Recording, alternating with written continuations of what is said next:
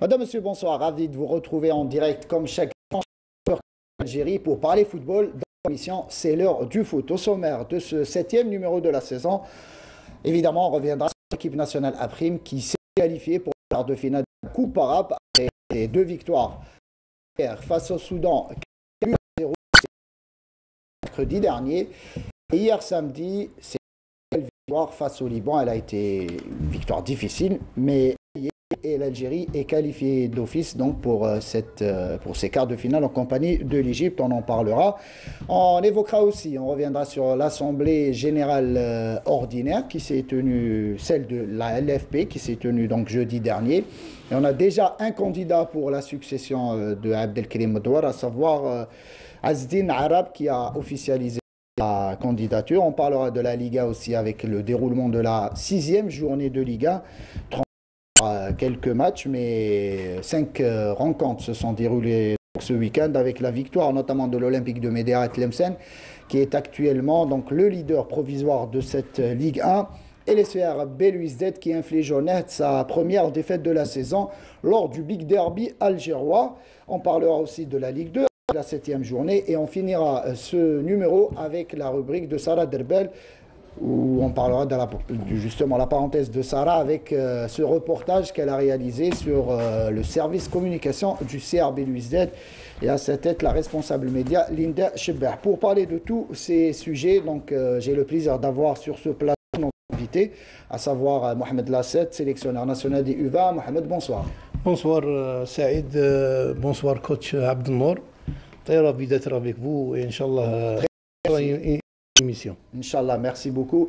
De l'autre côté de la table, comme à chaque fois, notre consultant vedette. Hein, vedette, c'est un bien grand mot. Oui, Abdelnour, bonsoir. Bonsoir Saïd et bonsoir à notre ami Mohamed. C'est avec un grand plaisir que je le revois encore une fois, surtout sur ce plateau. J'espère que cette émission sera aussi intéressante que le président pour nos téléspectateurs. Vous connaissez depuis très longtemps, a priori. Hein. Oui. C'est ça la famille du football. Hein. C'est ça. En plus, en 84, il était entraîneur chez Raga. On jouait en minime. Après la séance de travail, je restais au terrain, partout, chercheur de balles. Je posais des questions sur l'équipe senior. J'avais à cette époque, j'avais 15 ans. J'étais pas très avancé, mais Cheikh Abdelnour.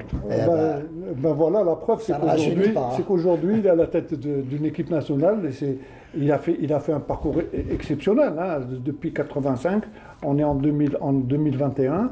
Et ce n'est qu'une juste récompense qu'il soit à cette place. Très très bien. Donc on va passer à la première rubrique de l'émission, les 3 points de Kawa.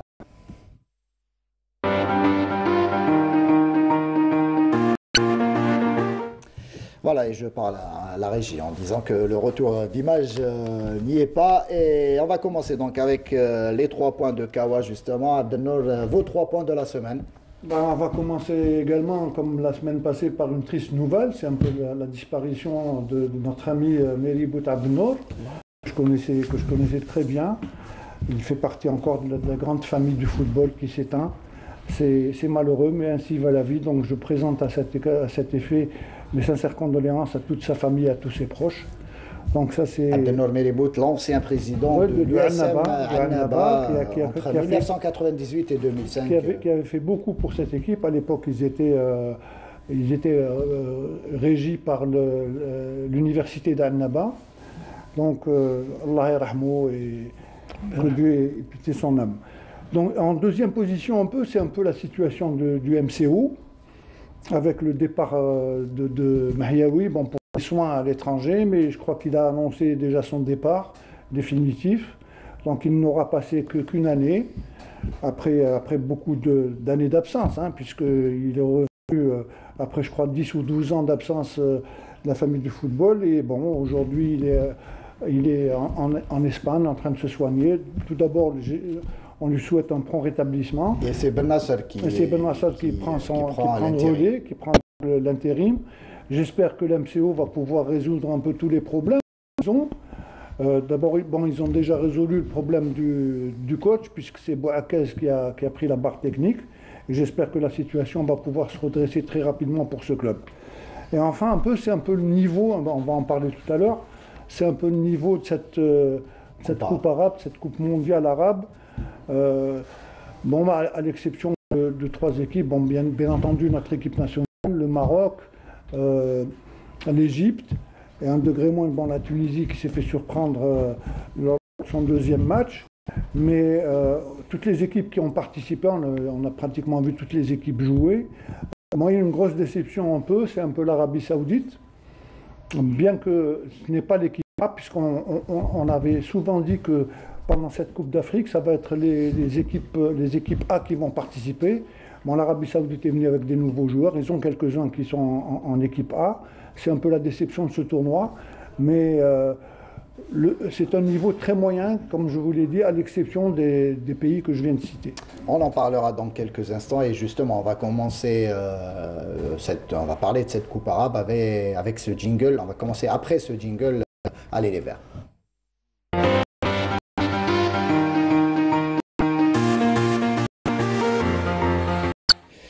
Et messieurs, donc hier, c'était la 2e sortie des Verts dans cette coupe arabe et c'était une sortie assez compliquée pour le 11 de Medjid Bouguerak qui, malgré sa victoire face au Liban, a eu quelques difficultés. Mohamed, vous avez suivi la partie. Déjà d'emblée, est-ce qu'on peut dire qu'on peut retenir que la victoire après ce match? D'ailleurs, même Medjid l'a dit, il est sorti la qualification, mais il ne faut pas s'étonner de la difficulté qu'on rencontre notre équipe nationale, surtout le 2e match. Et la difficulté va augmenter de match en match. Pourquoi?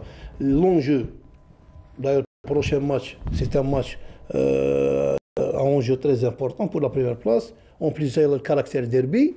Et il faut voir une chose, c'est que notre équipe nationale, moi personnellement, je ne peux pas la juger actuellement sur le plan rendement, cohésion, puisque c'est impossible de préparer une telle équipe une semaine avant la compétition. De la preuve, dans 2 matchs, les 11 rentrants, il y a des joueurs qui n'ont jamais joué ensemble. Exactement. Donc, cette équipe, une très bonne manière, une très bonne cohésion, ça c'est de la folie.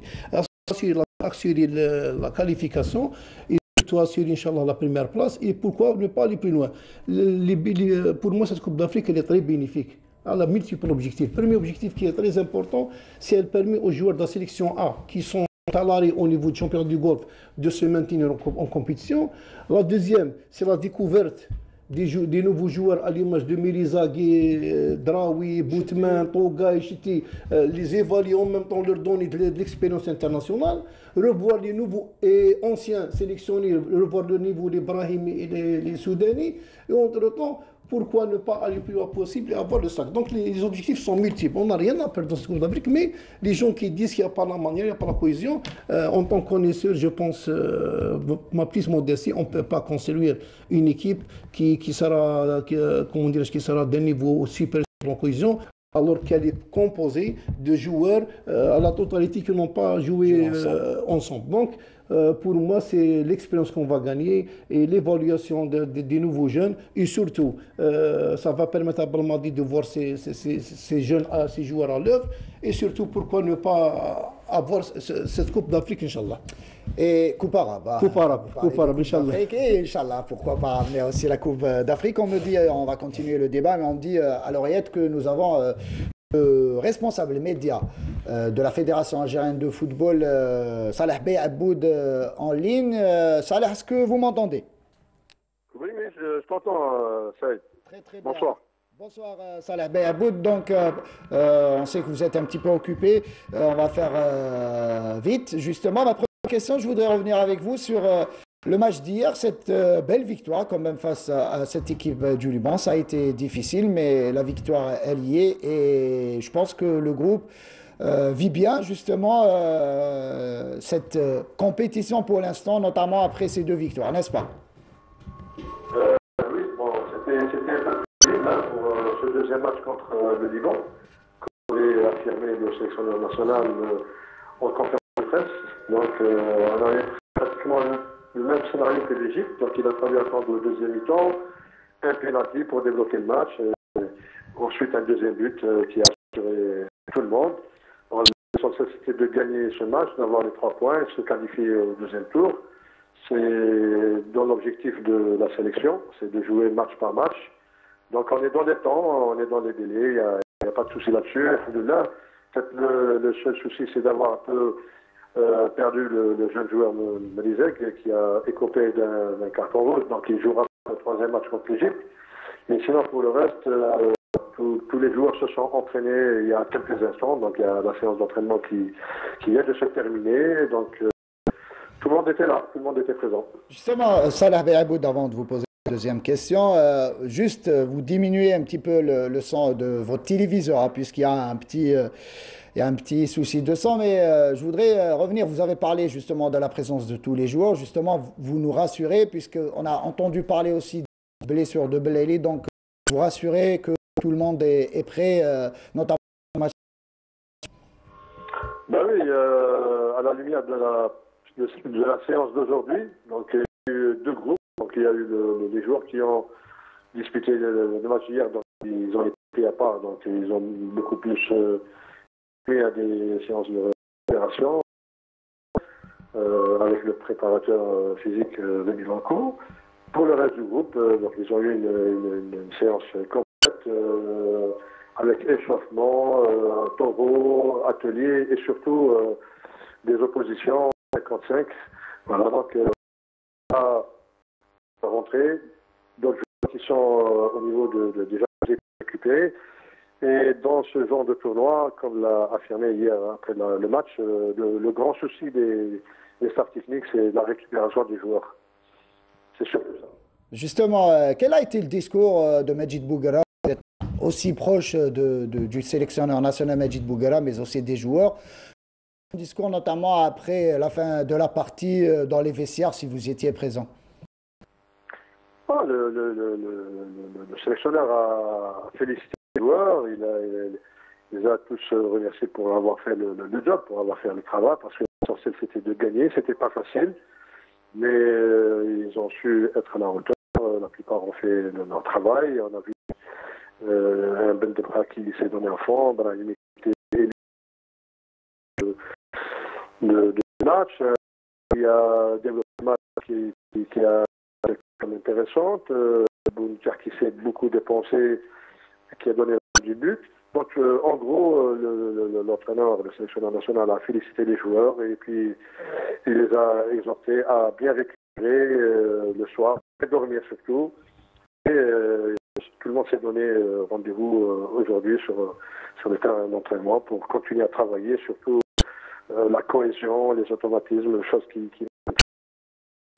composé de joueurs venus du championnat local, des joueurs évoluant en Tunisie, des éléments de la A. Donc voilà, c'est un peu ça qui préoccupe un peu le sélectionneur, mais sinon tout le monde travaille bien, sérieux, concentré, avec le seul objectif, c'est d'aller le plus loin possible.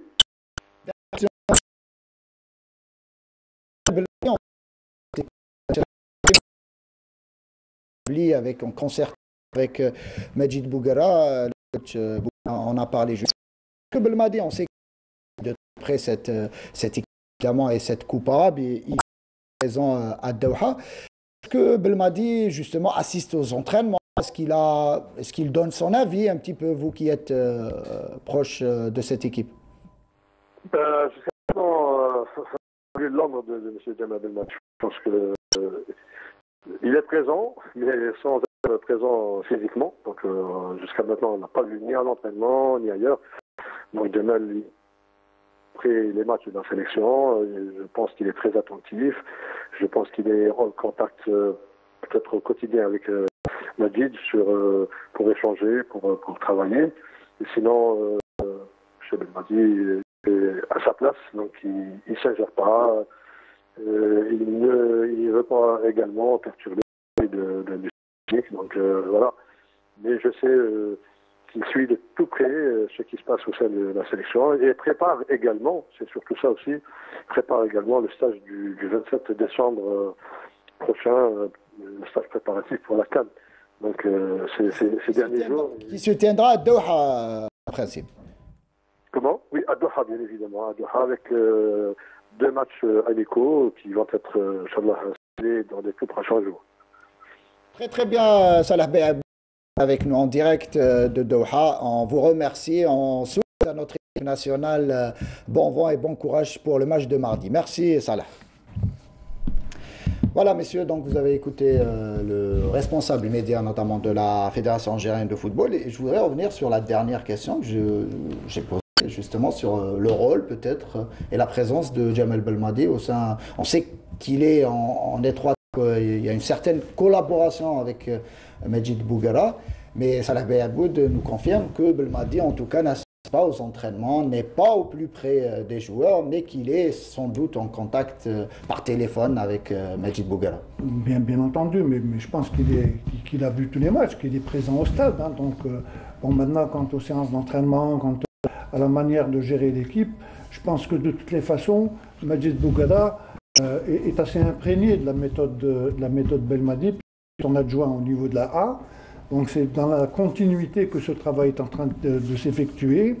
Et effectivement, Mohamed l'a bien souligné, c'est une équipe qui n'a pas encore de cohésion parfaite, puisqu'il y a beaucoup de nouveaux joueurs qui la composent. Le but essentiel, en définitive, d'abord que les joueurs qui sont avec la A puissent avoir un temps de jeu supplémentaire pour être prêts à la Coupe d'Afrique. Et puis, je crois que le choix de Bouguera est assez judicieux. Hein. Quand on voit un peu les matchs, si jamais il avait pris uniquement les joueurs locaux, ça aurait été peut-être autre chose. Là, on est en train de voir une équipe qui est en train de se rechercher.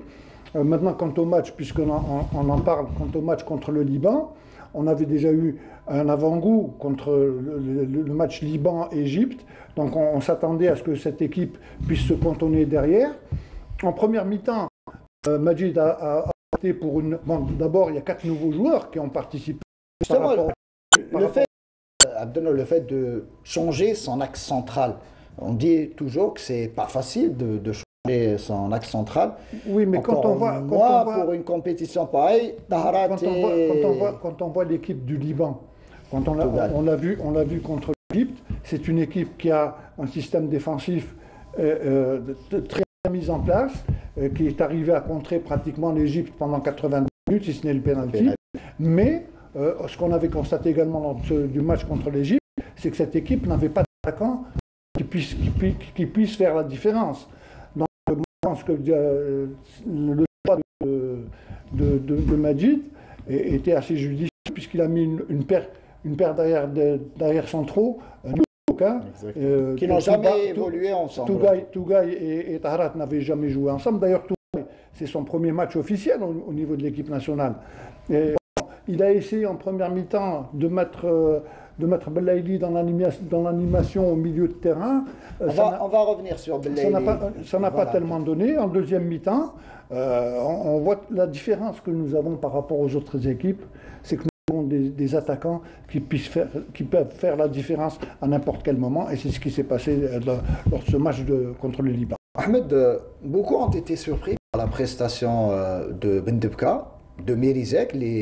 Mérizek, vous connaissez très bien, ce jeune joueur issu du championnat national qui brille de mille feux, notamment avec le CR Belouizdad, et il s'impose petit à petit déjà en sélection nationale avec 2 bons matchs. Malheureusement pour lui, il a été exclu en fin de match. Vous n'attendez pas à ce niveau-là. Vous connaissez aussi votre coupe honnête. Si on revient un peu en arrière, on voit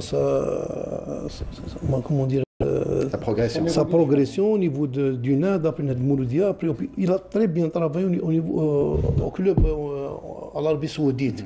La preuve, si on le voit maintenant sur le terrain, c'est quelqu'un qui a fait des progrès énormes. Je le connaissais, c'était quelqu'un qui défendait bien et qui faisait et qui donnait les passes. Maintenant, on le voit finir l'action. C'est un joueur que je peux dire qu'il est devenu complet. Il défend, il soutient des défenseurs, il participe avec des passes précises et même avec sa participation au niveau des matchs. Je pense qu'il a pris une certaine expérience au niveau de beaucoup de maturité. Chose qui m'étonne, que les gens disent qu'au niveau du golf, il n'y a pas de championnat. On est là, c'est que Bendebka a fait une progression énorme sur le plan compétition. Pour ce qui est de Tougaï, Je pense que c'est une occasion de faire reposer Belhamri et en même temps découvrir Tougaï et Taharat, chose qui est l'un des objets qu'on a parlé auparavant. Cette coupe arabe, elle a beaucoup de choses, il y a beaucoup de choses qu'on va gagner, découvrir des joueurs, leur don d'expérience, si on voit Mérizag. S'il n'y avait pas cette coupe arabe, c'est ça. On ne pouvait pas le voir. Justement, est-ce que Mérizag et Ben Debka sont en train de gagner des points en prévision de la Coupe d'Afrique, justement? Moi, j'ai des limites. Mais c'est des joueurs qui sont que je dépasse les limites, ce sont des joueurs qui sont dans la liste élargie, d'après leur niveau, d'après ce qu'ils ont fait. Mais là il faut pas prendre une chose au sérieux. C'est que la majorité disait qu'il fallait prendre l'équipe A. Moi, je dis qu'il faut gérer les choses à leur temps. On a une coupe arabe. Cette coupe arabe, elle se joue au mois de décembre. On peut en profiter pour les joueurs de l'équipe A pour gagner de la compétition. Pourquoi ne pas la gagner et en même temps donner la chance à ces jeunes? Si on aurait des joueurs locaux, seulement locaux, c'est pour préparer la CHAN.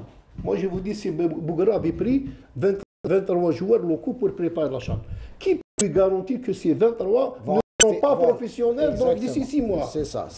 Donc jouer à Coupe arabe et après penser à autre chose. Mais Mérizag et Tougaï et Boutman donnent de l'espoir qu'on aura une bonne équipe pour la CHAN, Inch'Allah. Pour la CHAN, Inch'Allah. Abdelnour, pareil, ma question aussi, l'émergence de certains joueurs, même si on n'en est qu'à la deuxième journée, d'ici la fin de cette Coupe arabe, des joueurs peuvent justement titiller un petit peu et un petit peu chambouler, si on doit dire ça comme ça, les plans de Belmadi. Un Ben Debka, s'il continue à aligner les mêmes performances, mais les aigues aussi, auront certainement des cartes à jouer en prévision de la liste de la prochaine CAN. Oui, de toutes les façons, Belmadi a laissé les portes ouvertes à tout le monde. Hein. Ce n'est pas 23 joueurs qui sont pratiquement concernés uniquement. Il y a une liste élargie. Et moi, je suis sûr que d'ici la Coupe d'Afrique, il prendra les joueurs les plus en forme, ceux qui jouent le plus. Et surtout que actuellement, bon, si on voit un peu notre équipe nationale dans cette Coupe arabe, elle est composée de joueurs qui sont A, de joueurs du championnat tunisien, du championnat des pays du Golfe, plus quelques joueurs. Ça fait quand même un amalgame.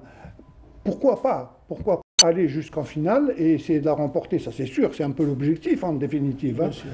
Maintenant, ça va faire 6 matchs dans les jambes si on va jusqu'en finale et si on la remporte. Bon, en finale, ça va faire 6 matchs. 6 matchs où... À 15 jours après le coup d'envoi de la CAN. Voilà. Donc, le champ de prospection va être beaucoup plus élargi. Mis à part les joueurs qui seront convoqués, qui sont considérés directement.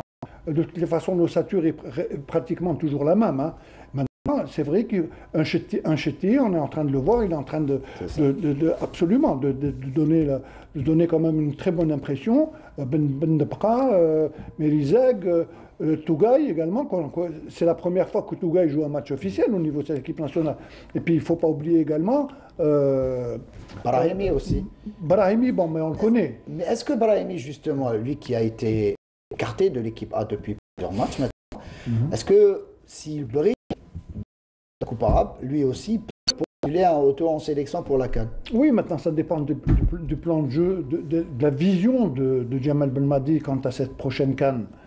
C'est vrai que on connaît les qualités de Brahimi, hein, ce n'est pas d'aujourd'hui, depuis qu'il est au niveau de l'équipe nationale. Maintenant, quand il était parti dans les pays du Golfe, où il a été le mieux, où on voyait Brahimi flamboyant, c'était quand il était à Porto. Bon, maintenant, dans les pays du Golfe, il a tardé, quoique l'année passée, ça a été un des meilleurs joueurs du championnat du Qatar, hein, il ne faut pas l'oublier.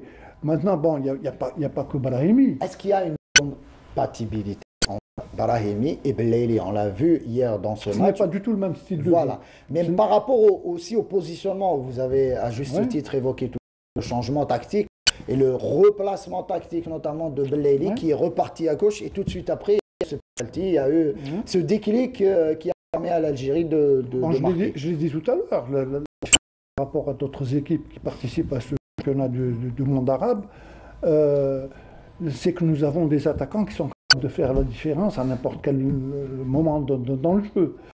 L'exemple de Belaïli, même si Bounedjah, ce dernier match, a essayé de marquer, il n'y a pas de réussite, mais Bounedjah également peut faire la différence. Maintenant, on a vu le jeune Mziani qui est rentré juste dans les temps morts et il a réussi quand même à marquer un deuxième but sur une très belle passe de Bounedjah. Bon, on voit Bounedjah buteur, mais il faut voir également Bounedjah passeur. Hein. L'entente Bounedjah-Belaïli est parfaite depuis pratiquement la Coupe d'Afrique. Donc moi je pense que maintenant il y a le match après-demain contre le. Justement, on va en parler, le match de l'Égypte, mais juste un petit tour en régie, puisqu'il y a le match aussi, le match de la Coupe d'Afrique, de la Coupe de la Confédération, qui a débuté depuis une dizaine de minutes maintenant à Béchar, entre la jeunesse sportive de Sawara. Et on voit à l'image donc ce match, la Sawara qui accueille les Ghanéens du Hearts of Oak. Il y a eu défaite de la Sawara au match aller 2-0 et la Sawara devra marquer au moins 2 buts sans en encaisser pour aller au tir au but. On n'a pas encore vu d'action réellement dangereuse. C'est vrai qu'il y a eu 2 coups francs en début de match, mais ils n'ont pas encore créé un véritable danger. Vous dites que c'est un bloc bas de cette équipe ghanéenne.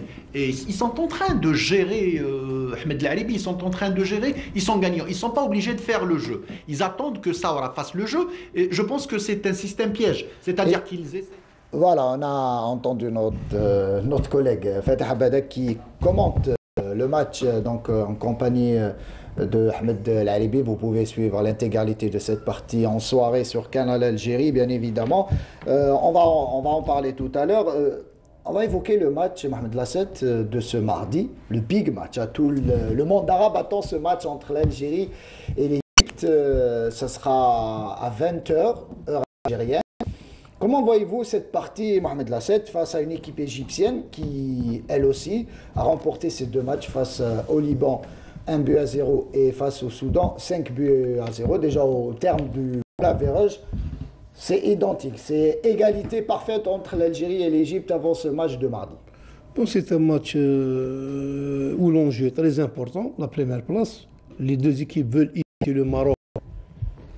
Sauf pas dire que le Maroc c'est une équipe imbattable, mais dans les tournois pareils, il faut éviter les premiers afin d'être à l'aise. Pas que le Maroc, hein, même par la suite, il y a le Qatar, le pays hôte, donc c'est bien de terminer premier pour suivre l'enjeu. Il y a le caractère derby.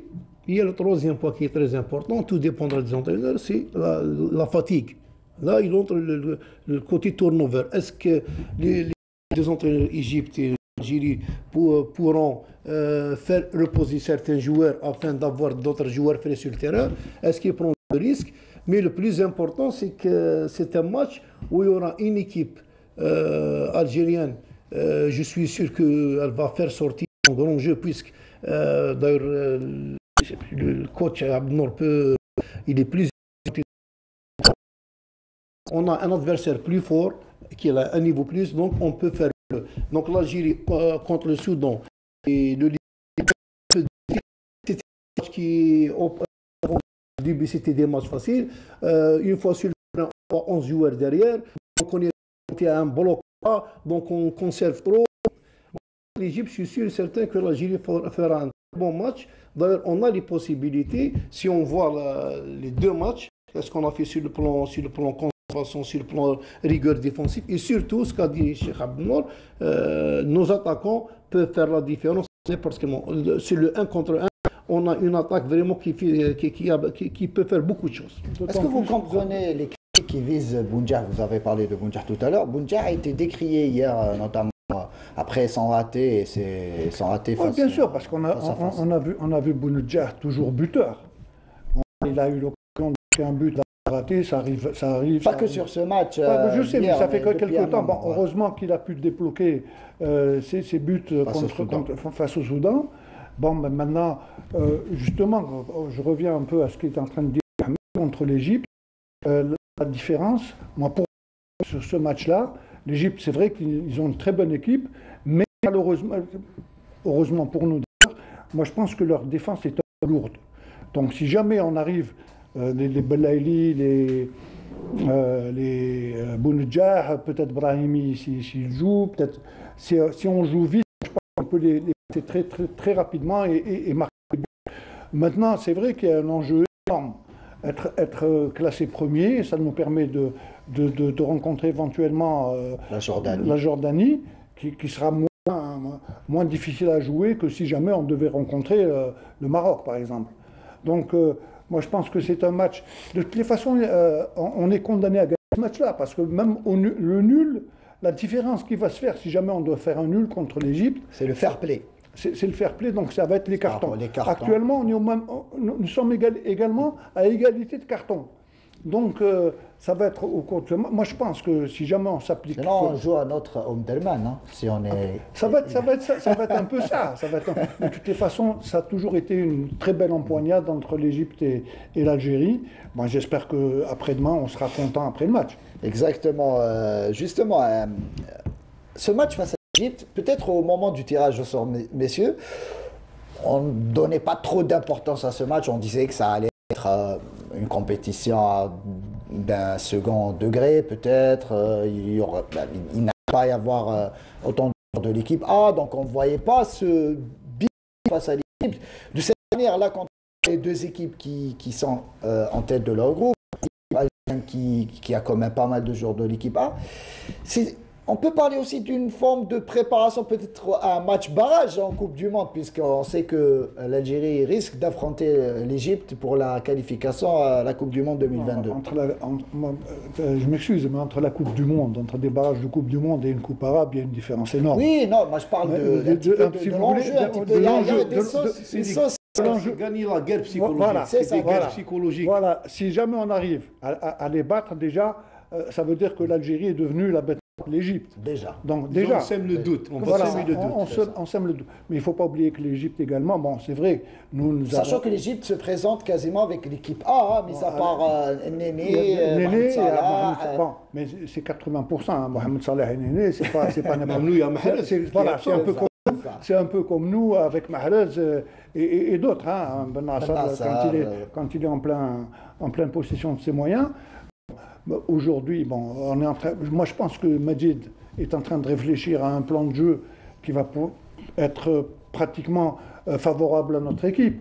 Et comme je vous l'ai dit, moi ce que je suis en train de voir à travers les deux matchs que j'ai vus de l'Égypte contre le Soudan et contre le Liban, c'est une équipe qui est pratiquement complète. Ils ont de très bons défenseurs, mais qui sont très lourds. Donc si jamais on joue vite, on pourra faire la différence.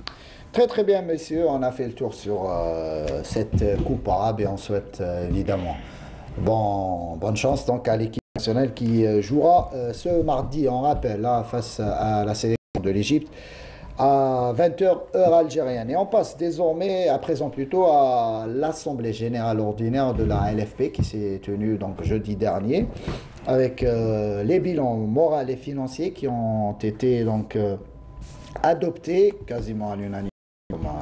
À chaque fois. Comme à chaque fois. Voilà. À chaque fois donc, pour ne pas trop s'étaler. Voilà, 21 membres sur 26 statutaires donc, ont assisté à cette rencontre, à cette assemblée générale ordinaire. Et donc, je disais, les bilans moraux et financiers de l'année 2020 ont été adoptés.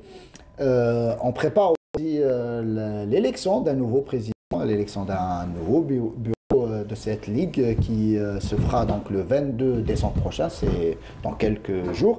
Et on a déjà un premier candidat, Belkrim Madouar, qui logiquement devrait se présenter et se représenter, voilà, un petit peu à sa succession, donc Abdelkarim Madouar, mais pour l'instant il ne l'a pas encore confirmé de manière officielle.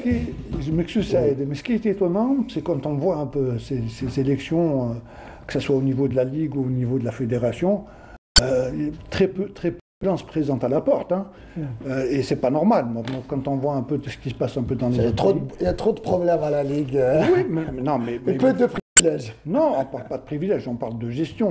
On parle de gestion. Si on parle de ligue professionnelle, soyons professionnels tout simplement.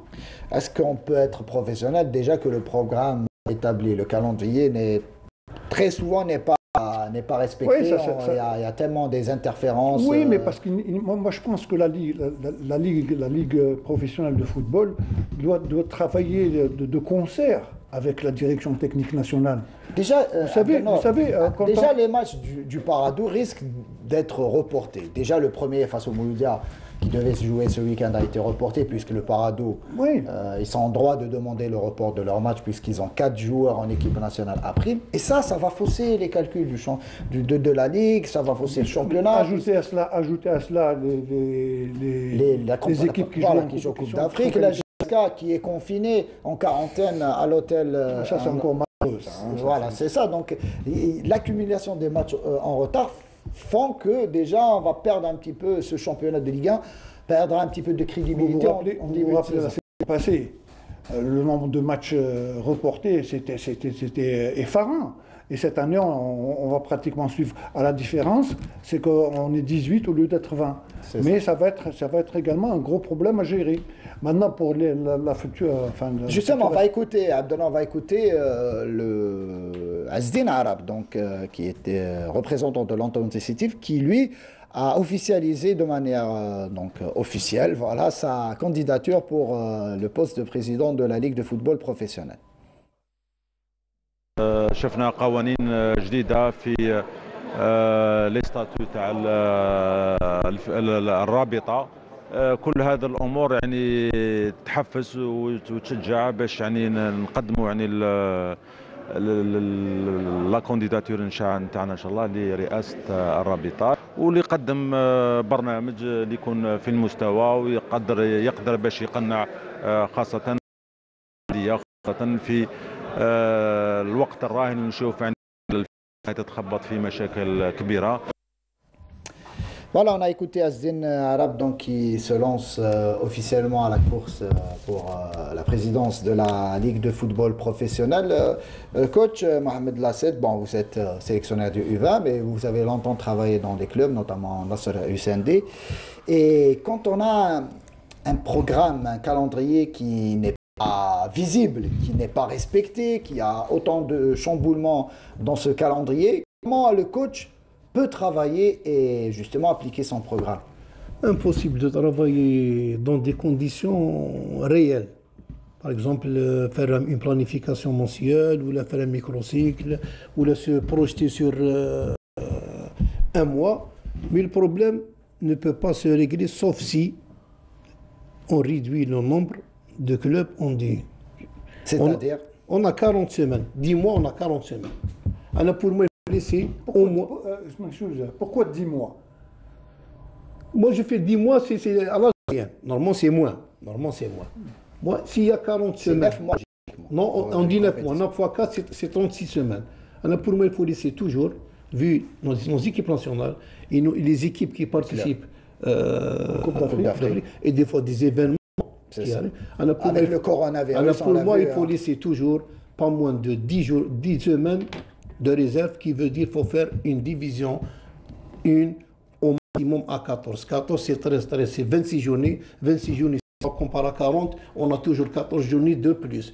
On ne peut pas régler le problème. À la Coupe d'Algérie aussi. On ne peut pas régler le problème par n'importe quel moyen. Si vous allez jouer en Afrique, revenir 72 heures, 24 heures, reporter ce match, il y aura après le championnat. Donc pour moi, dans l'avenir, pour bien être à l'aise, n'importe quel président de ligue ou n'importe quel conseil de ligue ne peut pas régler le problème de programmation, sauf si il réduit le nombre de clubs. Ça, c'est déjà acté. Non, on peut pas. C'est acté puisqu'on passera à 16 clubs dès la saison prochaine. Oui, Abdelnour. Il en parle, moi je vais encore ajouter quelque chose. Il a dit que c'était impossible. Mais pourquoi les techniciens, on l'a dit depuis toujours, pourquoi les techniciens ne sont pas conviés à l'établissement d'un calendrier? C'est ça le gros problème.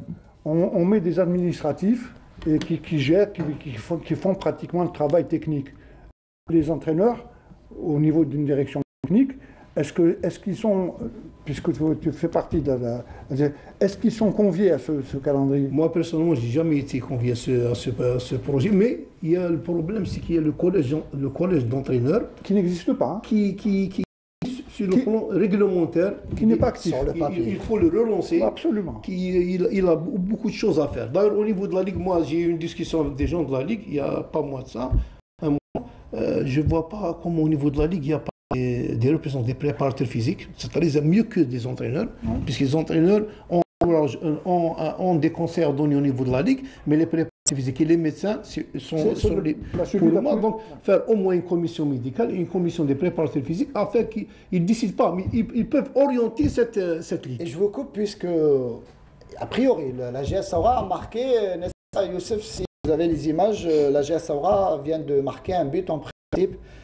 Voilà, la GS, est-ce qu'on peut avoir peut-être le nom du buteur ou est-ce qu'on a le ralenti du but? En tout cas, comme vous le voyez à l'image, la GS Saoura mène 1-0. Déjà, la moitié du chemin a été réalisé. Il faudra pour la Saoura marquer au moins deuxième sans en enquêter pour arracher les séances des tirs au but.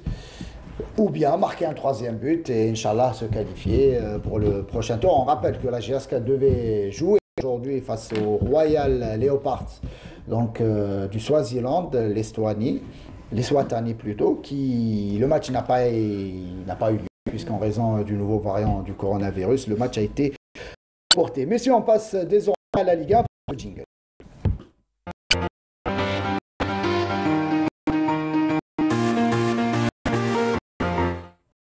Et justement, dans cette sixième journée de Liga qui a commencé donc vendredi, hier, le derby algérois, un des classiques du derby algérois, celui qui oppose le CRB Louis au NED du CND.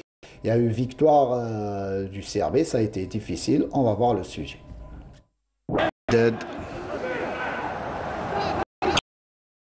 Belkhitar qui essaie de l'allonger sur le côté gauche.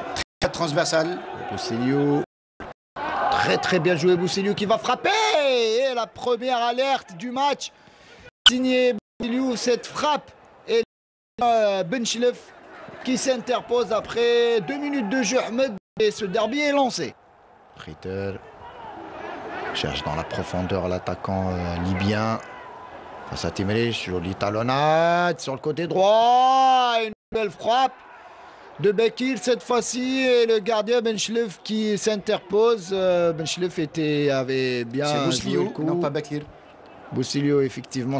Bekir, excellent ce joueur. Bekir lui aussi qui réalise un très bon début de saison. Belkhitar directement. Et qu'est-ce qu'il nous rate sur cette action? Le Libyen Ahmed Anes, alors que le centre était plutôt assez bon hein, quand même, Ahmed Larib. C'est bon, c'était ça joue trop statique. Ça manque un dynamiseur. Tout à fait, oui. Cette équipe du CRB, et ce rôle de dynamiseur et être occupé et initié justement par un Bourdim, et le voilà Bourdim qui essaye juste titre de bien. Et ce but inattendu en faveur du Shabab Riyad, d'un dynamiseur, d'un déclencheur d'occasion, et Bourdim a rapidement répondu puisque sur cette belle transversale sur le côté gauche, Nesser qui parvient à tromper la vigilance du gardien Benchlef. On ne s'attendait pas à cette ouverture du score, mais le Shabab mène bel et bien au score 1-0. Un but à 0, très bien souligné Saïd. On voit qu'on s'était un petit peu endormi, mais la très belle transversale de Bourdim sur Nesser qui se retrouve dans la surface de réparation. Il fait un contrôle de son intérieur pied gauche et juste après une frappe, un enchaînement, un but vraiment très intéressant pour le CRB qui va libérer le CRB pour mieux jouer. Et attention à l'intervention du gardien. C'est oui.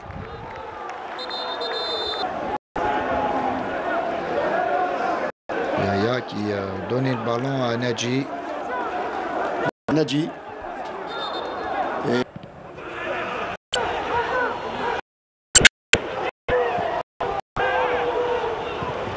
Et attention au contre opéré par Merzougui qui donne le ballon à Khalfallah.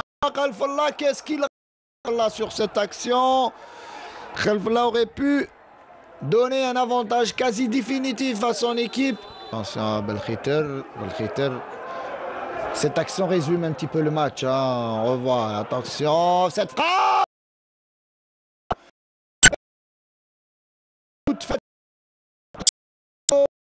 Sauve le cette action. Il faut voir comment Belkhiter a récupéré le ballon et cette frappe de Merzouk. Défensivement parlant, le net un petit peu abdiqué. On joue l'attaque à outrance. Attention à Khalfallah qui est dans le côté droit et la défense du net qui intervient dans pas longtemps. Et à l'instant précis, donc l'arbitre Ben Braham qui met fin. Et donc, le CRB qui met fin à une série d'invincibilité du net qui n'avait pas connu la défaite cette saison. Victoire du CRB, 1-0. Mohamed, vous étiez présent au stade? Oui, j'étais au stade, mais branché au téléphone.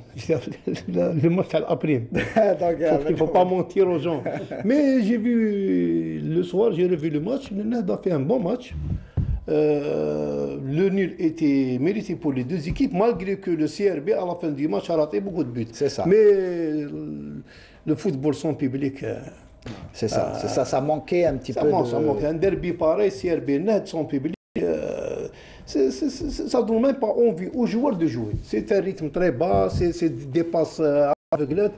Inch'Allah, il y a du public, surtout sur Alger, effectivement, puisque sur les autres wilayas, la présence du public est autorisée. À Alger, pas encore. Un mot sur le CRB aussi, qui... Le CRB a beaucoup de peine. Gagne difficilement. Voilà, a beaucoup de peine. Depuis le début du championnat. D'ailleurs, à un moment donné, on avait dit que Paqueta était sur la sellette. Je crois qu'il a eu un petit sursis là. Heureusement d'ailleurs que le CRB ait pu battre le NAD. Heureusement pour Paqueta. Pour Paqueta, voilà. ça le permet de souffler un peu. Mais le NAD n'avait pas démérité, comme l'a dit Mohamed. Un nul aurait été tout à fait logique. Hein. C'est vrai que le CRB, en fin de partie, a eu beaucoup d'occasions. Mais là, le NAD... moi, je suis un peu content parce qu'on avait invité l'entraîneur Zawi, si vous vous rappelez. Il avait dit qu'il était en train de faire un travail assez conséquent avec des jeunes. Et jusqu'à présent, comme vous l'avez dit, c'est la première défaite du NAD après 6 matchs. Moi, je pense qu'il y a encore beaucoup de travail à faire, et que ça soit du côté du CRB et du NAD. Surtout le NAD cette année. Moi, je pense qu'ils chaque année, ils avaient eu l'habitude de jouer un peu, d'éviter un peu la relégation. J'espère que cette année, ils pourront être au milieu du tableau, sinon dans les 6 premiers. On passe à un autre match, celui qui a opposé le NC Magra à l'Entente de Sétif, c'était à Magra, et Magra qui continue un peu de chuter, notamment à domicile avec une nouvelle défaite face aux Sétifiens à domicile à Nord 2-0. On va voir les images. C'est pas le Magra qui s'est passé. On avait vu Magra arriver en finale de la Coupe de la Ligue. On avait vu que Abbas avait fait du très bon travail la saison passée, puisqu'ils avaient fait quand même une saison assez honorable. Cette année, je pense qu'ils ont beaucoup de problèmes et qu'ils vont pouvoir enfin maintenant essayer de renouer un peu avec les victoires. C'est vrai que ça commence à être un peu inquiétant pour eux. Et bon, de toute façon, Sétif, moi je pense qu'ils ont mérité les 3 points du match. Maintenant, Sétif est en train également de souffler. C'était un peu à l'image du CRB. C'est un début de saison figue mi-raisin. Maintenant, ils ont profité un peu, si vous voulez, pas de la faiblesse, mais disons un manque de forme de Magra pour engranger les 3 points. Justement, Mohamed, un petit mot sur l'Entente de Sétif qui alterne le bon et le moins bon et qui même a su réaliser l'essentiel en s'imposant à Magra. Magra qui reste bon et du classement en général avec un seul petit. C'est difficile à continuer dans la saison passée où on a raté le championnat d'un cheveu. Dans le finish. Moi, je suis content de ce qui se passe à Sétif. Avec tous les problèmes qu'il y a, même des résultats, 2-3 résultats de suite, ils sont toujours calmes, les responsables. Ils mettent les supporters commencent à s'agacer. Les supporters, ils s'agacent. Mais quand on a une direction qui est lucide et on garde l'entraîneur, qui fait confiance à l'entraîneur, ils vont revenir sur le plan résultat, ils vont faire une bonne saison. Changer les entraîneurs à chaque fois, céder à la pression du public et à la pression des autres qui tue notre football. Donc, pour moi, c'est notre équipe, tant qu'il y a du travail qui se fait, même il n'y a pas de résultat, il faut donner la chance aux joueurs, la chance aux entraîneurs et faire des moments ou des stations d'évaluation. Ne pas la première défaite ou il faut faire arrêter l'entraîneur ou mettre les joueurs au frigo. Donc, il faut être un peu professionnel et Inch'Allah, on aura plus de niveau à l'avenir. On passe à notre match et ce leader, le nouveau leader provisoire de cette Ligue 1 qui se nomme donc l'Olympique de Médéa qui est allé s'imposer à Tlemcen face au Wydad local. Victoire là aussi 2-0 des joueurs de l'Olympique de Médéa qui continuent donc une série de victoires. C'est leur série de victoires et qui joue bien hein, cette équipe de Médéa, elle joue très bien. Ça ne date pas d'aujourd'hui. On connaît très bien les qualités de Médéa. Déjà à l'époque où Chérif Hadjar était leur entraîneur, ils avaient fait une saison exceptionnelle. La deuxième moitié a été un peu compliquée, mais on sait que Médéa, depuis qu'ils ont accédé en division professionnelle, ont toujours fait des saisons honorables. Et là, ce n'est pas par hasard qu'ils sont en tête du championnat. Je pense qu'ils le méritent. Et c'est une équipe qui est quand même assez capable aujourd'hui de gagner les premières places. Mohamed Amos, le Wydad Tlemcen, qui là aussi a réalisé un mauvais début de saison comme la saison dernière. C'est vrai qu'en fin de saison, cette équipe a pu se mais on voit mal cette équipe Wydad se maintenir si notamment les résultats restent... Sans entrer dans les détails de la gestion de Tlemcen, moi je pose la question. Après le départ de Bouedel, Kamel Bouedel, est-ce que les résultats se sont améliorés? Voilà, vous parliez des entraîneurs et... Bouedel ou autre, il faut laisser le temps aux entraîneurs et faire des stations, faire des moments de... Il y a 30 matchs au championnat, au minimum laisser un entraîneur travailler au moins un quart, 8 matchs. Après 8 ou 7 matchs, on change d'entraîneur et des fois ça rapporte des clics et des fois... Changer un entraîneur au bout de 3-4 journées, c'est aberrant. Mais ça, c'est un peu... Vous avez raison, on en a parlé. Tout à l'heure, Mohamed était en train de parler un peu de la... Vous savez, d'abord les présidents, quand ils choisissent un entraîneur, pourquoi ce choix-là? Et pourquoi l'entraîneur fait 3-4 matchs? C'est ça. Donc c'est un peu ça, si vous voulez. Et on me dit à l'oreillette que la GS Saoura vient de marquer le deuxième but. Si on a les images, Youssef, effectivement, donc on va revoir le but sur ce coup franc. Et donc ce second but, le deuxième but, pas le second puisqu'on espère d'autres buts. Et la Saoura donc qui a déjà réalisé l'essentiel déjà en menant 2-0 et cette équipe refait son retard du match aller.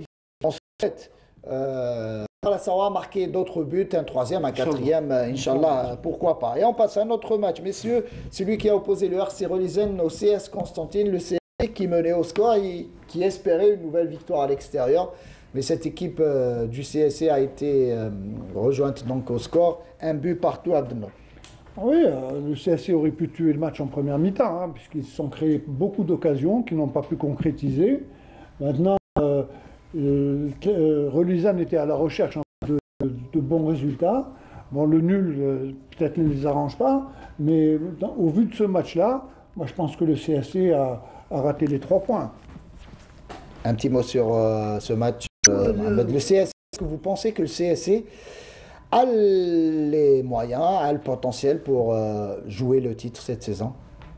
Le titre, on ne sait pas. Ils ont un effectif très bon, un entraîneur d'eux-mêmes, et surtout, normalement, ils n'ont pas de problème de moyens financiers. C'est très important en Algérie d'avoir ces paramètres. Moi, mon intervention, c'est que j'ai entendu Hadjar parler de Relizane. Il a été étonné par la production de l'équipe de Relizane en deuxième mi-temps.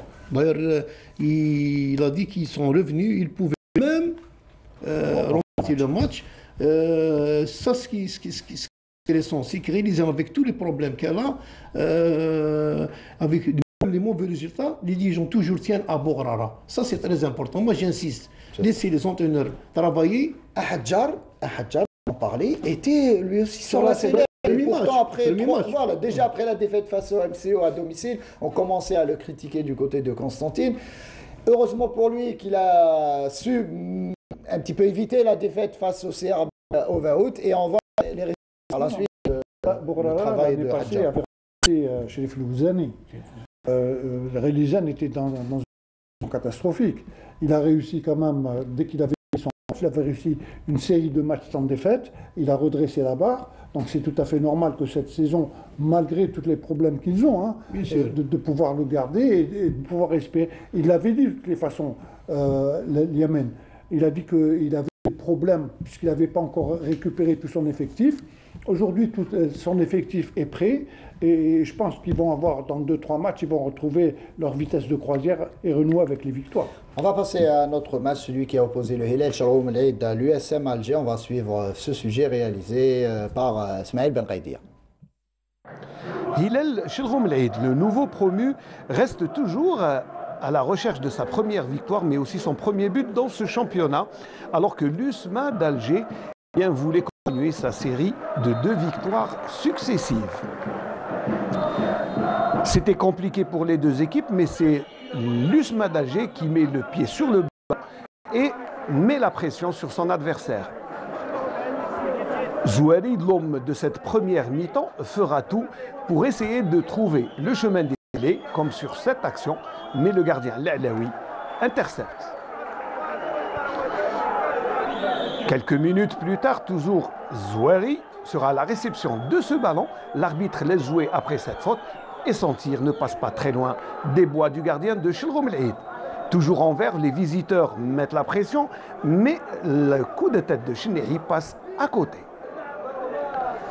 Pas beaucoup de réaction, si ce n'est cette timide action de Shalom El-Eid qui s'en ira au vestiaire avec le score de départ 0-0.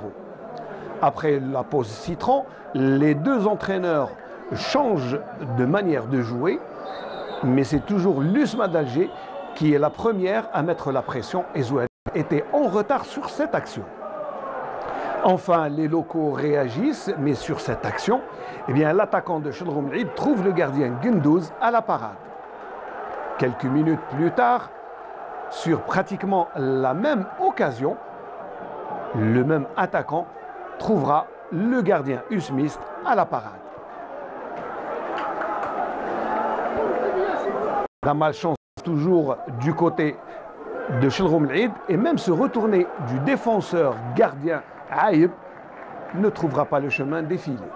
0-0 et Shalom El-Eid qui reste toujours à la recherche de son premier but en championnat. Shalom El-Eid, vous l'avez écouté, à la recherche de son premier but. Sa première victoire, c'est difficile pour Shalom El-Eid pour sa première saison en Liga. Bah oui, c'est leur apprentissage actuellement au niveau de la D1. Hein. Il paraît qu'ils ont une très bonne équipe qui n'arrive toujours pas, bon, évidemment, à gagner. C'est vrai qu'ils sont à la recherche d'un but, hein, parce que là, ça fait quand même 6 matchs. 6 matchs pratiquement où ils n'arrivent pas à imposer leur jeu. Mais il paraît qu'il y a un très bon effectif et qu'ils vont pouvoir éventuellement renouer un peu, enfin, commencer à gagner des matchs, parce que je pense que ce Shalom El-Eid, si on voit un peu le parcours de la saison passée, ils avaient fait un très bon parcours. Maintenant, entre la D2 et la D1, il y a une différence énorme, non seulement dans la gestion, mais aussi dans la qualité de jeu. Maintenant, bon, l'USMA, il ne faut pas oublier que l'USMA est une des équipes favorites pour ce championnat. Donc, un match nul, c'est toujours bon à prendre pour eux. Youssef, est-ce que les déclarations d'après-match sont prêtes? Si elles sont prêtes, non, pas encore. Mohamed, un petit mot aussi sur l'USMA d'Alger. Bon. Cette équipe de l'USMA, entraînée par Denise Lavagne. Donc, là aussi, il y a pas mal de critiques qui visent le coach sur le jeu, le rendement de l'équipe. Je reste toujours dans le même contexte. Un nouveau entraîneur, un nouveau directeur sportif, une nouvelle vision. Après 5 matchs ou 6 matchs, on ne peut pas dresser des bilans. Y compris pour Shalom El-Eid. Elle est dans l'étape d'adaptation. Et en même temps, laisser les gens travailler. Et les évaluations ne se font pas en début. Là, Mohamed, on va les laisser travailler, coach. Et on va les écouter d'ailleurs. 2 équipes ont vaillamment combattu pour essayer de gagner. Je pense qu'en première mi-temps, on avait une bonne maîtrise. On a eu une grosse occasion de pouvoir ouvrir le score. En deuxième mi-temps, on a eu aussi une grosse occasion, mais après c'est devenu plus difficile. L'équipe adverse a beaucoup poussé, a tenté à jouer son va-tout en deuxième mi-temps. Donc on a dans l'ensemble résister. On savait que ça ne serait pas facile ici pour l'emporter. C'est une équipe qui ne marque pas de but, mais qui en encaisse très peu. Donc on savait que ça serait difficile. Il aurait fallu qu'on marque les deux grosses opportunités qu'on a eues, une en première et une en deuxième pour pouvoir gagner. Mais bon, c'est, je pense, un bon point de prix et il n'y aura pas beaucoup d'équipes qui viendront gagner ici. اللاعبين دخلوا تحت ضغط كبير يعني كانوا حابين يحققوا اول فوز والفريق اللي عنده تنسيق يعني وعنده لاعبين ممتازين في الشوط قمنا بعض التعديلات واللاعبين اللي دخلوا زادوا اضافه نظن اللي فرضنا يعني المنطق تاعنا سيطرنا على الفريق في المرحله الثانيه ولكن يبقى الاشكال هو التحضير. Et donc les deux coachs ont parlé justement du travail des deux coachs, on parlait aussi avant de passer au prochain match, celui et le dernier, celui qui a opposé le MCO au RC Lerba, sur l'USMA d'Alger, Abdelnour, un petit mot sur justement l'équipe quand même qui ne perd pas, mais qui a eu une seule défaite, je crois, c'était face à la Savoie. Donc sinon, pas de défaite, mais pour l'instant, l'USMA d'Alger qui a joué quand même tous ses matchs. Et voilà, je regarde le tableau, l'USMA d'Alger est 4e avec 11 points. Ouais, bon, de toutes les façons, il est trop tôt pour pouvoir parler un peu de titre ou de qualification pour les Coupes d'Afrique, premier, deuxième ou troisième. Mais aujourd'hui, l'USMA a le potentiel pour pouvoir prétendre à jouer les premiers rôles. Donc maintenant, c'est vrai que Lavan vient d'arriver à l'USMA, il a une nouvelle vision, il lui faut un temps d'adaptation pour mettre en place toute sa vue sur le rendement maximal de l'équipe. Et on passe donc, messieurs, au dernier match de cette 6e journée de Ligue 1. C'était à Ahmed Zabana d'Oran entre le MCO et donc le RC Lerba. Ce sujet réalisé pour nous par Lies Benzien. Au niveau du stade Ahmed Zabana à Oran, le Mouloudia d'Oran, doté de son nouvel entraîneur Mouaz Bouakez, a reçu l'équipe du RCA dans une rencontre visant l'amélioration de la place des deux équipes dans le classement général. Les premières tentatives vinrent de la part des locaux, entamées par le joueur Siam, avec une ouverture envers le joueur Hattab, mais sans succès. Dans la 13e minute, une tête de la part du joueur Jabot finit entre les mains du gardien Chouir du RCA. On est suivi un coup de ciseau de la part du joueur Alati sans atteindre son objectif. Durant ces moments, l'équipe visiteuse s'est contentée de s'appuyer sur la défense en restant en ligne arrière. Dans la 20e minute, l'arbitre Ibrir ne réagit pas lors de ce passage entre les joueurs Siam et le défenseur du RCA, Rahimi. Quelques minutes avant la fin de la première mi-temps, le poteau gauche du gardien Chouir sauve l'équipe du but et la mi-temps se termine avec un score nul entre le Mouloudia d'Oran et le RCA. Dans la deuxième mi-temps, l'équipe visiteuse a tenté d'avancer avec le joueur Moqaddem, mais en vain. L'équipe locale, de son côté, a conservé une faible offensive à travers le ballon au sol du joueur Jabot et qui fut facilement maîtrisable pour le gardien Chouir.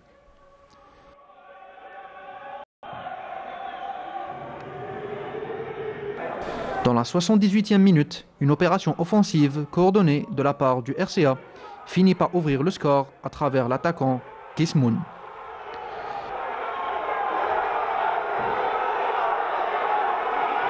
La joie ne fut pas longue car après 5 minutes, le MCO se rattrape avec un but d'égalisation de la part du joueur Jarbot.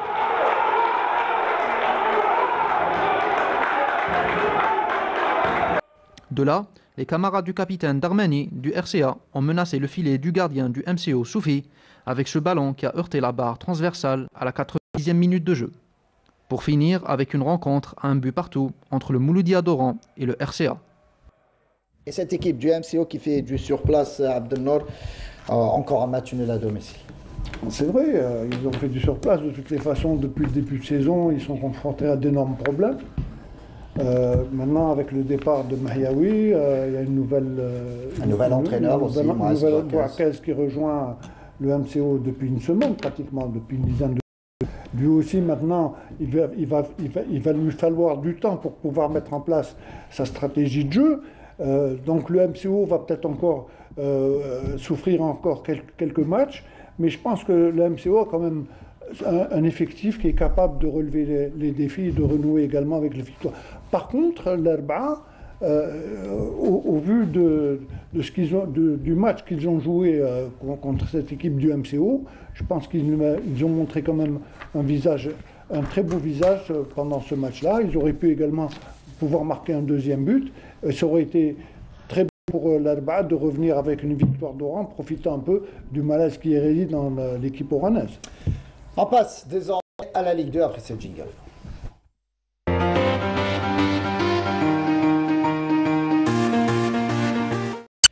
Et messieurs, la Ligue 2 donc avec le RC qui continue donc d'empiler les victoires, notamment à domicile. Et cette fois-ci, donc le RC Kouba s'est imposé face au CRT Mouchent, 1-0, but de Sidali Yahya Cherif. Et Kouba est leader de la Ligue 2, donc centre-ouest, en compagnie d'une équipe surprise, le Mouloudia Club d'Al Bayad Abdelnour. Bien sûr, moi, sincèrement, c'est une agréable surprise de voir Al Bayad jouer les premiers rôles. Et pourquoi pas espérer également à l'accession. Ça serait une première d'avoir une équipe du Sud qui puisse être également en compagnie de Béchar et de Biskra. Al Bayad qui s'est imposé face à l'Asmo dans 1-0. Contre l'Asmo. Bon, c'est vrai que Kouba maintenant, avec les joueurs d'expérience qu'ils ont ramenés cette année, à l'image de Yahya Cherif, de Gasmi, également de Tiboutine, qui est un très bon défenseur, aspire également à accéder en Division 1. Et je pense qu'ils ont... Déjà, l'écart se creuse au niveau de la Ligue 2. Oui, entre les premiers. Voilà, entre le premier, donc les deux premiers, le RC Kouba et le Mouloudia Club de Bayad, 19 points. Et déjà, non, et le Rallye de Mascar, donc avec 11 points, qui arrive en 3e position. Déjà, là, il y a 8 points. Entre le premier... L'écart commence à se creuser. Donc, entre ces deux équipes, entre donc, Kouba Bayad et Mascara, alors qu'en bas du classement, on a...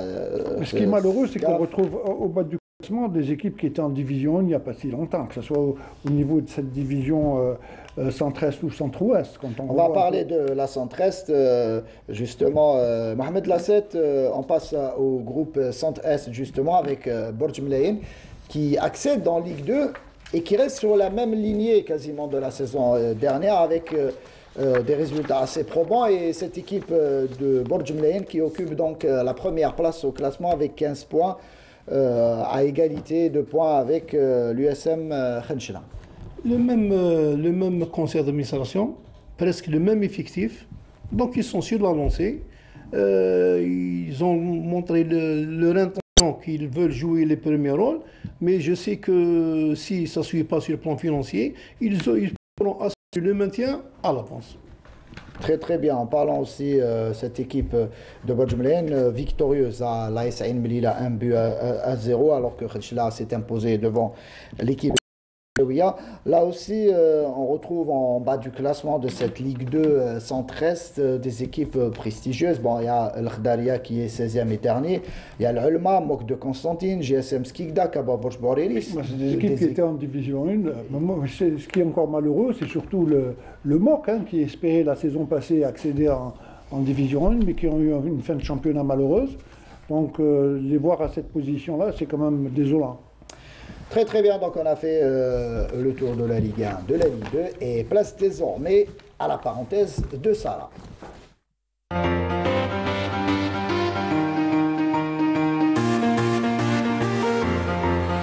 Et Sarah Delbel qui nous a rejoint sur ce plateau. Sarah, bonsoir. Bonsoir Saïd, bonsoir Abdelnour, bonsoir coach et bonsoir à nos téléspectateurs.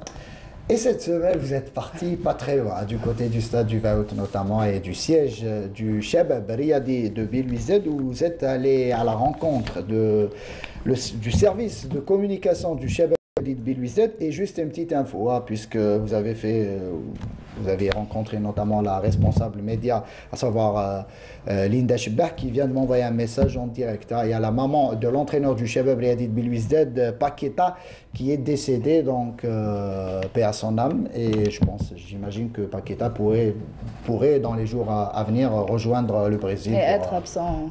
Justement, hein, parlez-nous un petit peu de votre reportage de la semaine. Tout à fait, ça. Donc on a parlé vous avez parlé de Linda Chebah. Cette fois-ci, dans ma rubrique, nous avons découvert, nous sommes intéressés au service de la communication du Shabab Riyadi de Belouizdad. Comment ça fonctionne? Tout à fait. Donc c'est un service composé de 7 personnes et dirigé par Linda Chebah. Donc elle est 7 personnes. Hein. On a tendance à se dire qu'une cellule de communication, peut-être en Algérie, les clubs, peut-être 1 ou 2 personnes. Alors qu'il y a des clubs ici en Algérie que leur équipe de com est composée de 2-3 personnes. Donc le journaliste, un caméraman et un photographe. La majorité des clubs, il n'y en a même pas, du tout, alors que déjà les règlements de la FAF sont clairs là-dessus. Il y a obligation pour les clubs. Surtout que le rôle de la communication demeure très important de nos jours. Exactement, notamment sur les réseaux sociaux. On voit la proximité des clubs à travers les réseaux sociaux. Donc je parlais de Linda Chebah, donc je disais qu'elle est interprète de formation, elle est passionnée aussi par le football et elle fait de son mieux pour gérer son équipe et offrir aux supporters du CRB le meilleur des produits et un maximum d'informations. On va suivre le sujet, Sarah? On va suivre le portrait de Linda Chebah. Qui est Linda Chebah? La nouvelle touche féminine du célèbre Shabab Riyadi de Belouizdad est première à ce poste. Elle est passionnée, créative et dynamique. Linda ne ménage aucun effort pour donner le meilleur à son équipe ainsi qu'à son staff qui l'accompagne dans sa mission. J'ai commencé ma carrière en 2006. J'ai commencé par la presse écrite et 2-3 ans après, je me suis retrouvée dans l'audiovisuel. Donc j'ai fait un petit peu de télévision, puis j'ai essayé de changer un petit peu de domaine, mais l'amour du football m'a ramené encore une fois dans le football. Et cette fois, au lieu d'être journaliste, je suis carrément à l'intérieur d'un club de foot. Je sais que c'est inédit en Algérie, donc c'est une expérience que je ne pouvais pas personnellement refuser. C'était un challenge. Je travaille beaucoup plus sur la page officielle du club. On travaille aussi sur le projet de la web TV. Donc on a des émissions. On a une émission pour l'instant qu'on essaye un petit peu de maintenir une fois par semaine. Après, ça reste aussi difficile par rapport à la charge de l'équipe parce que nous, on s'adapte par rapport justement au déplacement de l'équipe. Mon travail consiste à gérer un groupe de 7 personnes. Donc chacun sa tâche. On a un caméraman, on a 2 journalistes. On a un photographe, on a un directeur de production qui chapeaute avec moi un petit peu toute l'équipe. On a un infographe également. Donc on essaye de produire un travail professionnel. Pas de quoi effrayer cette femme de terrain qui fait face aux obstacles et pas des moindres dans un milieu masculin. C'est vrai qu'on peut avoir des mésaventures, on peut rencontrer des situations un petit peu difficiles pour les femmes. Là récemment, je me suis faite pratiquement agresser à la sortie d'un match, alors que je ne suis pas responsable d'un ou quoi que ce soit. Et, quelques personnes sont venues un petit peu casser, ils m'ont pas cassé la voiture, mais ils sont venus un petit peu faire peur. Ils ont voulu. J'ai peur parce que pour moi, j'ai choisi ce métier. Le danger ne me fait pas peur. Et c'est ce genre d'intimidation qui peut m'inciter à changer de métier. Ça, c'est pas possible. Après quelques heures sur le terrain, l'équipe poursuit son boulot au niveau du siège où cette responsable dispose de tous les moyens pour définir la mission de chacun. La direction et surtout le bar a fourni tous les moyens nécessaires et adéquats pour que la com puisse fournir et donner une matière suffisante déjà avec la presse. Et par rapport à notre travail et un travail propre au club. Je pense que on est l'un des rares clubs à avoir des studios d'enregistrement. On en a un qu'on utilise régulièrement, qu'on utilise de manière hebdomadaire. On a un deuxième studio que j'ai envie de récupérer parce que bon, pour des circonstances un petit peu qui appartiennent au club, on n'a pas pu l'utiliser l'année dernière, donc on va essayer de le récupérer et l'utiliser pour faire une émission mi-sportive, mi-divertissement. ما جاتش صراحة الفريق شباب بلوزداد دي زيدي لا بروف كو خلية الإعلام ولا السيرفيس كومونيكاسيون تاع شباب بلوزداد راهو متميز في هذا. عندنا وين كاين دي فوتو دي فيديو كل خطره واش نديرو باغ اكزومبل كيكونوا دي جوار بليسي نورو لي سيبورتور بلي كاين عندنا دي جوار بليسي لي جوار اللي راهم بري باش يلعبوا لومبيونس اللي راهو في ليكيب بلي ما كاش مشاكل تو فا بيان. هذا هو الرول تاعي نمد لهم لي فوتو الماكسيموم باش يعرفوا واش كاين في ليكيب. Même si la chargée de communication est la première responsable des informations postées sur les réseaux sociaux, Linda doit d'abord consulter ses supérieurs. Les supérieurs sont très exigeants et ils ont raison. Ils aiment le club, ils se sacrifient pour le club, donc ils ont besoin de tout connaître sur l'équipe, notamment lors des recrutements. Moi, étant responsable de la communication et de la page officielle et tous les réseaux d'information liés au club. Mais n'empêche que j'ai des responsables, j'ai des supérieurs et c'est eux qui me donnent le OK pour publier ou pas. Moi, je ne peux pas prendre la responsabilité de publier une information sans l'aval de mes responsables. Malgré les nombreux obstacles, cette journaliste encourage la gente féminine à intégrer ce domaine. Moi, je suis très fière quand je vois des adolescentes, des jeunes filles, des jeunes étudiantes en journalisme m'écrire, m'envoyer des messages en me disant « on veut faire le métier que tu fais, comment on peut y arriver ?» Il y a une seule chose, c'est la détermination. C'est donc une nouvelle ère qui s'ouvre pour les amoureux du football, avec cette communicante pleine d'enthousiasme, d'optimisme, et pas question de dribbler avec elle, au risque d'un carton rouge. Attention, carton rouge, Sarah Derbel, elle est gentille, Linda. Elle est très gentille, oui, Saïd. Et j'aimerais bien commencer par vous. Donc, vous avez commencé avec elle en 2006. En fait, elle a commencé avec vous, donc vous la connaissez autrement. Donc, qu'est-ce que déjà vous pensez de cette femme-là? Bon, elle me devance d'une année de travail. On a travaillé ensemble, effectivement, de 2006 à 2008, si je me rappelle bien. Bon, c'est Linda, on la connaît au niveau du travail, elle est compétente, même si c'est difficile de travailler dans le journalisme sportif quand on est c'est plutôt un milieu masculin. Pas le journalisme sportif, mais surtout le milieu du foot. Ça commence à changer, pardon, mais on l'a vu dans votre reportage, superbe reportage, Sarah, une nouvelle fois. Et justement, Linda Chebber qui parle des problèmes qu'elle rencontre, notamment avec un match, je pense, après le match nul face au CSC cette saison, où on a failli l'agresser à sa sortie du stade du 20 août. Voilà. Alors, Abdelnour, donc, comme on l'avait dit tout à l'heure, le rôle de la communication demeure très important de nos jours. Le CRB a choisi une femme pour gérer ce service de communication. Déjà, qu'est-ce que vous pensez de cela? Bien évidemment, tout d'abord, le fait d'avoir une cellule de communication est très importante au niveau d'un club. Maintenant, qu'on choisisse une femme, bon, c'est inédit.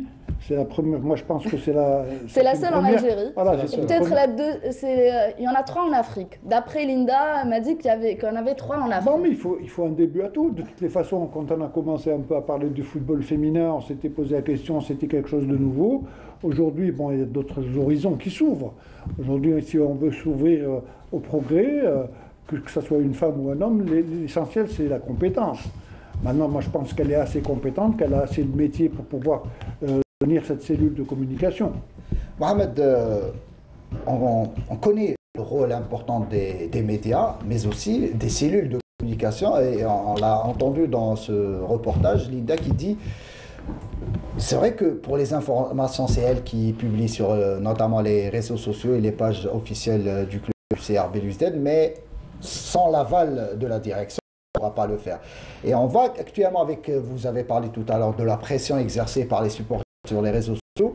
C'est bien aussi d'avoir une cellule de communication bien orchestrée, bien ordonnée, aussi pour donner les bonnes informations aux supporters.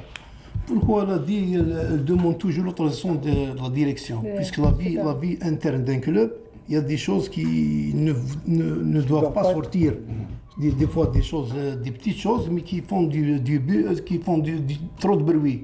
Par exemple, ces cellules sont très importantes pour faire arriver l'information publique. Par exemple, des fois, si on revient 2-3 ans en arrière, l'absence d'un joueur sur le terrain le jour du match, on ne savait pas la cause. Et les supporters vont insulter l'entraîneur. Le rôle de la cellule d'information, c'est de dire que celui blessé. Donc les informations arrivent aux supporters. Une femme ou un homme Moi, l'essentiel, c'est qu'il faut faire arriver aux supporters l'information nécessaire et l'orienter pour aider son club. Justement, il y a aussi, ça parle de crédibilité quand on voit sur les réseaux sociaux, quand un club communique, c'est l'information officielle. Il y a beaucoup à faire dans cette cellule de communication. Vous savez, là, Mohamed vient de souligner, le supporter à l'époque ignorait tout ce qui se passe. Non, à l'époque, dans les cercles qui existaient, que ce soit au Mouloudia, à l'USMA, au CRB ou ailleurs, il y avait un tableau noir où on donnait pratiquement toutes les informations. Les supporters venaient. C'était l'information de proximité. Voilà, de proximité, donc les supporters, ils essayaient d'élargir un peu Aujourd'hui, pourquoi au niveau d'une cellule de communication, un match CRB, avec spectateurs bien sûr, un match qui doit se dérouler au 20 août CRB contre une équipe X, qu'il y ait une petite documentation, voilà, un petit fascicule qui donne un peu toutes les informations. Se fait à l'étranger notamment. Absolument. Avant chaque match à l'étranger, le journaliste est orienté aussi. Malheureusement en Algérie et à travers la rubrique de Salah El Bel. Quand on voit aujourd'hui que même au niveau des stades, quand on remplit une feuille de match, c'est encore au stylo, on se pose beaucoup de questions. Et je peux vous assurer qu'on prend des... On peut aussi dire, Saïd, que les images postées sur les réseaux de ces clubs-là, de cette cellule-là, on les récupère nous à la télévision, on les utilise, ces informations. Ça reste un média... Un média, Laurent me dit à l'oreillette que la GS Saoura vient de marquer un troisième but puisque la deuxième mi-temps vient de débuter et place au direct. Donc avec ce but de la Saoura et avec ce but, on va terminer l'émission. Toujours sans encaisser de but, il faut. Sans encaisser, exactement. Là, l'information principale, c'est que la GS Saoura est qualifiée pour la phase des poules de la Coupe de la Confédération. On revoit donc pour l'instant, évidemment, il reste du temps. Et à la Saoura, justement, pour marquer au moins un quatrième but, on ne sait jamais s'il y a un but en fin de match. Messieurs, mademoiselle, donc on est arrivé à la fin de ce numéro. Merci Sarah pour votre reportage. Merci à vous, Saïd. À la semaine prochaine, Inch'Allah. Mohamed, merci d'être venu. On espère vous revoir très bientôt, Inch'Allah. Merci, je vous remercie pour l'invitation. C'était un grand plaisir d'assister à cette émission et surtout être à côté du coach Abdelnour. Et bon vent pour vous, pour l'équipe nationale U20. On aura l'occasion d'en parler, Inch'Allah, à l'approche des matchs. Abdelnour, merci. C'est très gentil à toi, Mohamed, et puis je te souhaite bonne continuation, d'avoir des résultats à hauteur de tes espérances. Merci, Abdelnour. Merci, puis à la semaine prochaine, Inch'Allah. Merci à la réalisatrice Amel Ben Batouche, au script, Youssef Issaïd, à toute l'équipe technique, mais aussi aux journalistes qui ont préparé ce numéro. Je vous dis à la semaine prochaine. Restez branchés sur Canal Algérie.